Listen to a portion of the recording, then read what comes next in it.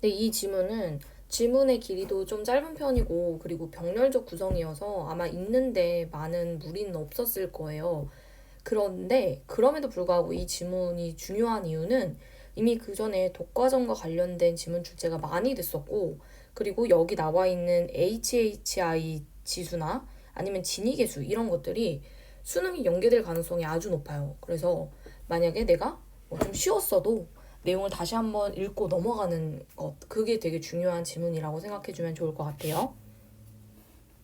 자, 개념 나오니까 체크할게요. 독과점은 한 개의 기업이 시장 지배력을 행사하는 독점과, 자, 독점 개념 나왔죠? 그리고 두 개 이상의 소수 기업이 시장 지배력을 행사하는 과점을 합친 용어다. 어쨌든 독과점이라는 건 몇 개 소수 기업이 시장을 지배하는 걸 이야기하네요. 독과점은 독점과 과점을 합한 용어야. 특정 소수의 기업이 시장을 지배하고 있는 상태를 말합니다.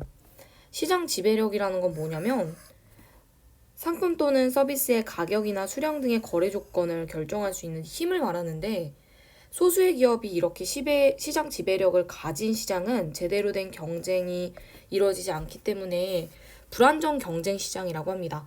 이것도 이미 많이 나온 얘기이기 때문에 반드시 머릿속에 좀 잘 넣어놨으면 좋겠어요. 독과점은 결국에 소수 기업이 시장을 지배하는 힘이 크기 때문에 불완전 경쟁 시장이다. 시장이 특정 기업에 집중되어 있을수록 독과점화 현상이 발생할 가능성이 크다고 할 수 있는데 이것을 시장 집중도 지표를 통해 판단할 수 있다. 대표적인 시장 집중도 지표는 HHI, 진위, CR 이렇게 세 가지가 있다고 합니다. 그럼 앞으로 뒷문단에서 이 각각에 대한 설명이 나오겠죠. 굉장히 중요할 거고요. 시장 집중도 지표를 알려주는 거라고 생각하면 되고 결국에 얘네의 지표의 값이 독과점이 어느 정도인지를 보여주겠죠. 첫 번째, HHI 지수는 시장 내 사업자들의 시장 점유율 수치를 제곱하여 합한 값이다. 예를 들어 세 개의 기업으로 이루어진 시장에서 시장 점유율이 50, 30, 20%라면 HHI 지수는 시장 점유율 수치를 제곱한 값인 2,500, 900, 400을 모두 합한 3,800이 된다. 근데 간단하죠? 얘네를 이제 제곱한 거야, 단순히. 이 HHI 지수를 바탕으로 집중도를 판단할 수 있는데 2,500을 초과하면 고집중, 1,500에서 2,500 사이면 중집중, 100에서 1,500 이하면 저집중, 100 이하면 독과점이 없는 경쟁적 시장으로 판단한다는 거죠. 이 HHI 지수는 정부의 기업 합병 승인 여부에 영향을 미치기도 하는데 우리나라에서는 경쟁 관계에 있는 기업들이 합병 후에 HHI 지수에 따라 합병 가능 여부가 결정이 됩니다. 만약에 1200 미만인 경우에는 문제가 안 되지만 1200에서 2500 미만이면 결합 전보다 혹은 250이 증가하거나 혹은 2500 이상이면 기업 합병이 급진된다. 왜냐면 기업 합병을 해서 독과점이 더 심해질 것 같으면 그건 정부에서 나서서 막아야 하는 상황이거든요. 독과점이 우리 시장에 미치는 악영향이 굉장히 큽니다. 그렇기 때문에 이렇게 합병을 했을 때 HHI 지수가 커질 것 같으면 알아서 금지를 시켜야 된다라는 게 여기서 말하는 내용이었겠네요. 그럼 여기 문단은요. 시장 집중도 지표에 대한 이야기였고요. 그중 첫 번째가 HHI 지수였다. 그런데 얘는 시장 점유율의 수치를 제곱한 값들의 합입니다. 이게 크면 클수록 독과점이란 얘기고요. 2,500 넘어서면 고집중, 1,500에서 2,500 사이면 중집중, 100에서 1,500 사이면 저집중, 그리고 100 이하면 경쟁시장. 그럼 당연히 이렇게 수치를 나눠놨다라는 건 이거 관련된 사례 문제를 제시할 가능성이 높다는 거거든요. 좀 잘 봐둬야 할 것 같고요. 자, 두 번째 진위계수입니다. 시험에 많이 나왔어요. 이 진위계수는 일반적으로 소득 분배의 불균형 정도를 나타낸다고 합니다. 그런데 소득뿐만 아니라 기업 분포의 불균등도를 나타낼 때도 사용된대요. 네, 그러면 진위계수에 따라서 독과점을 판단할 수 있다는 얘기겠죠. 아래 그림에서 X축인 직선 OC는 기업수의 누적 분포고 Y축인 직선 OD는 시장 점유율의 누적 비율입니다. 예를 들어 곡선 위의 한 점인 A는 5%의 기업이 10%의 시장을 점유하는 것을 말한다고 합니다. 네, 이렇게 만나는 지점을 말하는 거겠죠. 그러면 기업 수가 적음에도 불구하고 시장 점유의 누적이 만약에 엄청 커, 뭐 이런 데 있다 하면 이게 바로 독과점이 되는 거겠죠. 그쵸? 이러한 기업 수에 따른 시장 점유의 누적 비율의 변화를 나타낸 곡선을 로렌츠 곡선이라고 합니다. 네, 여기 나와 있는 얘가 지금 로렌츠 곡선이에요. 진위계수는 삼각형 OBC 요거죠. 이 삼각형 OBC의 넓이가 분모고 그리고 X는 Y로 나타내는 직선 OB와 로렌츠 곡선 사이의 빗금친 넓이를 분자로 합니다. 자, 그러면 여기를 말하는 거겠죠? 그쵸? 그러면 여기서 우리가 알아야 되는 건 두 번째 진위계수도 시장 집중도를 판단하는 지표 중에 하나인데 얘는 특히 기업 분포의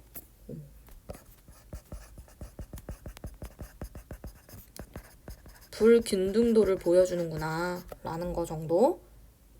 그리고 삼각형 OBC가 분모값이고 로렌츠 곡선과 직선 OB 사이의 빗금친 넓이가 분자값이 되는 거구나. 이게 진위계수구나 라는 거 정도. 자, 그런데 빗금친 넓이가 넓을수록 진위계수도 커지겠죠.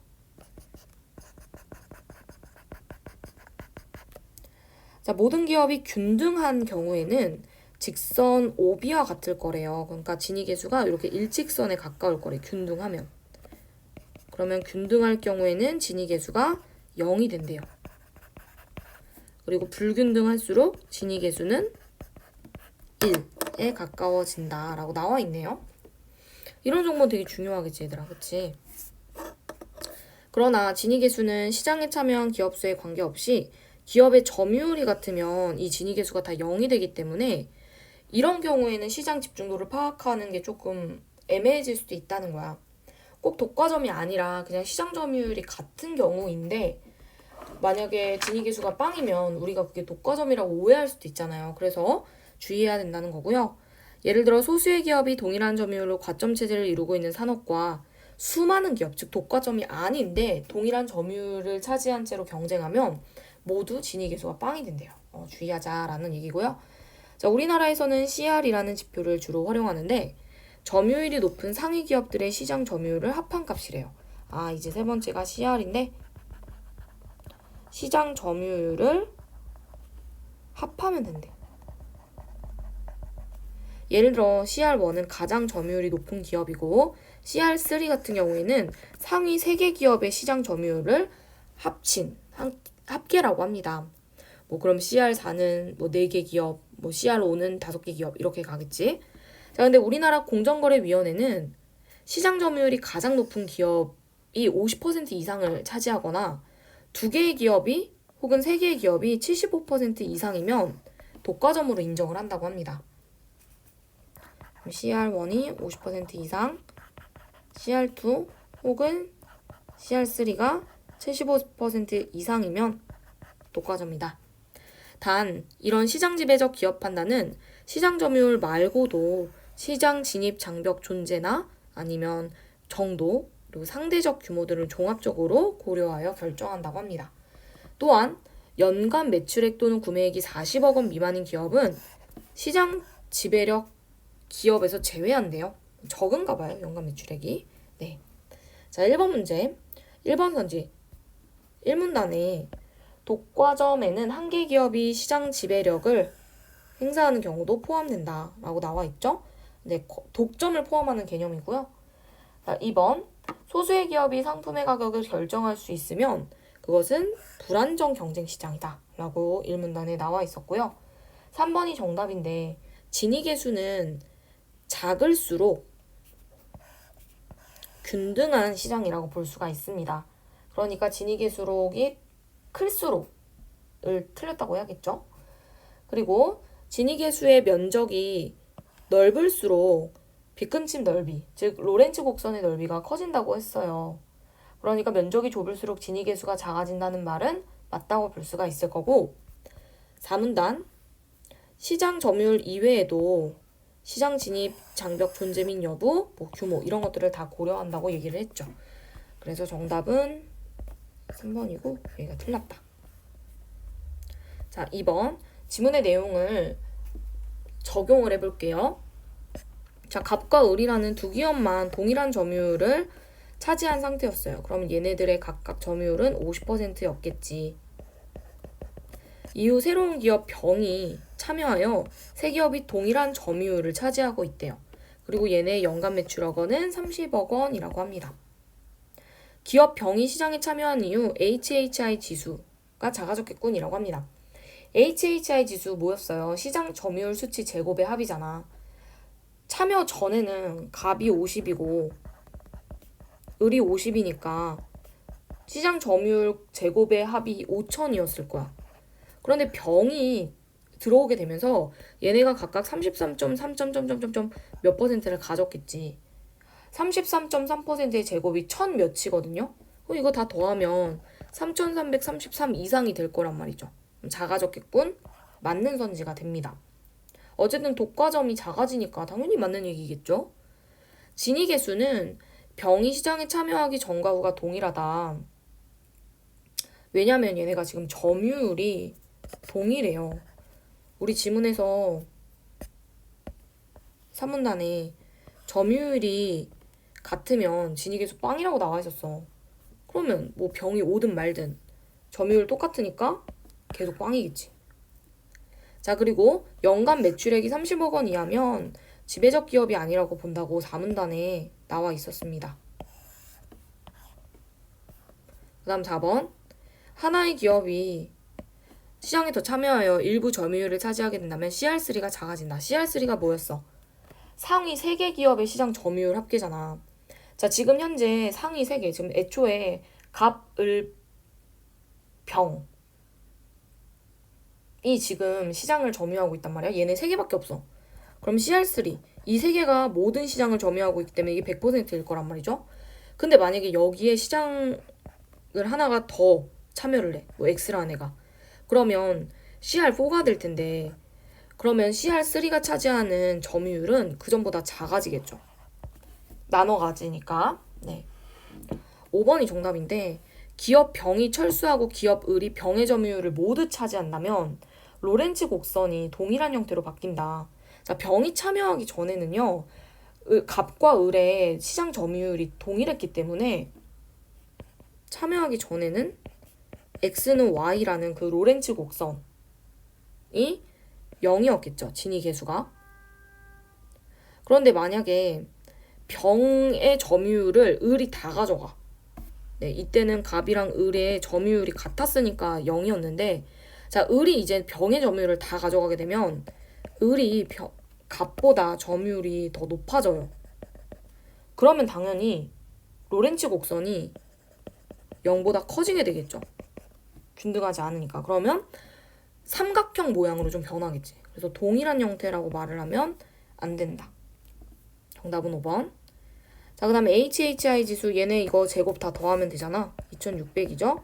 2600은 2500 넘어서기 때문에 고집중 시장이고요. 그리고 이렇게 2600 이상이면은 승인하지 않겠죠. 요거에 대한 정보는 여기 나와 있고요. 여기도 나와 있습니다. 그래서 이 지문의 주제를 정리하자면 독과점을 판단하는